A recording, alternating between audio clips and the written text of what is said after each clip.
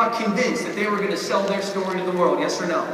And they were jazzed up, and the greatest teacher of all, here's what he said to his team. He said, boys, before you get out there, I just want to let you know something. And if it was enough for him to tell his team, isn't it enough for us to tell our team? He said, listen, not every door is of your accord. And when you walk out there, you need to shake the sand from your sandal when you walk out of that door where you find some negativity. You got to leave that negativity behind. And I thought about that for a minute. I thought, well, what did he mean by shaking the sand out of your sandal? And here's what I came. This is my conclusion, and here's what I thought. One grain of sand doesn't matter.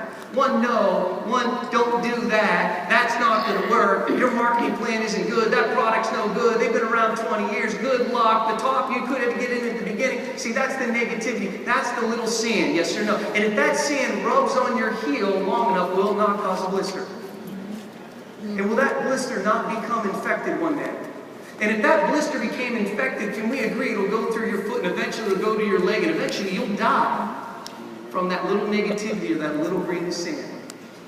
You got to knock the sand out of your sand. You got to say next. And you got to leave that behind when you walk out of that door. If someone doesn't want to buy your story, don't buy their story.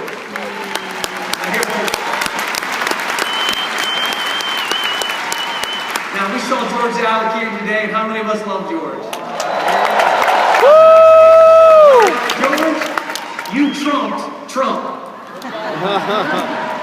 And he talked about emotions, and can we agree that's the emotional roller coaster? And here's what the emotional roller coaster is the recovery time from the no.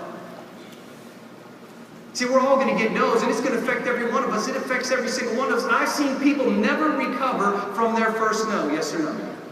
They got one no, they were out. Blew right off the roller coaster, never came back. They got a no, it was over. I'm not doing it, I quit, I'm done. See, we're all going to get no's, but we got to work on the recovery time. Sometimes that recovery takes a week when someone gets a no, yes or no. Sometimes it takes a couple days. And then pretty soon you're going to get it down to a couple hours. And pretty soon you're going to get it down to a couple minutes. And pretty soon you're going to get it down to a couple seconds. Somebody says no to me, it affects me for a couple seconds. Then move on. See, that's when you got to go. You got to work on the recovery time. See, the company's the same, the service is the same. The only thing we got to work on is you. And what I found in my studies is looking for inspirational people, people that I look to and I read about and I study to inspire me, to help to inspire you. Because we've got to become inspirational people, yes or no?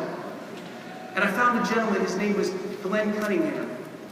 And Glenn Cunningham, at 8 years old, used to go to a little school in Kansas. And what he would do at 8 years old, he'd go to the school first and he would start the little potbelly stove. He'd warm the school up with the stove for the teacher and the kids. And one morning when he went in, they had put gasoline instead of kerosene in the little potbelly stove.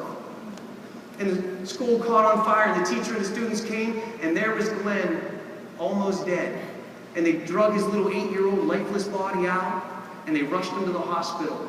And Glenn Cunningham, from the waist down, was burned over 90% of his body. And the little boy, half awake and half asleep, heard the doctor said he's probably going to die. And Glenn Cunningham, as an 8-year-old boy, made a decision that he wanted to live. And he did live for the next couple days. And the doctors then came and said, we're going to have to take his legs. And Glenn said, you're not going to take my legs. I want my legs. But his legs didn't work. They said, you're going to be a cripple the rest of your life. You're not going to be able to use those legs. But they didn't cut his legs off because he didn't want them to. And he made a big deal about it. So his mom and his dad would rub his legs every single day to keep the blood going through his lifeless little legs. And they would let him in bed at the night. And in the daytime, they would take him by wheelchair outside in the front yard. And one day he threw himself off his wheelchair. And he crawled to the picket fence that bordered the property that his family house was on. And he drug himself, fence post by fence post, around his yard, day after day. See, he made a decision. He wanted to walk. And day after day, he drug his little body around until one day, miraculously, he was able to stand. And the doctor said he might be able to stand, but he'll never walk. And then one day he started walking. And eventually, that young boy started running. And he ran, and he ran, and he ran. And Glenn Cunningham then went on to college and became part of the track team at the University of Kansas. And in 1934, on a February, in Madison Square Garden, the little boy that wasn't going to live, that would never walk and never run, broke the world's record for the fastest mile indoors.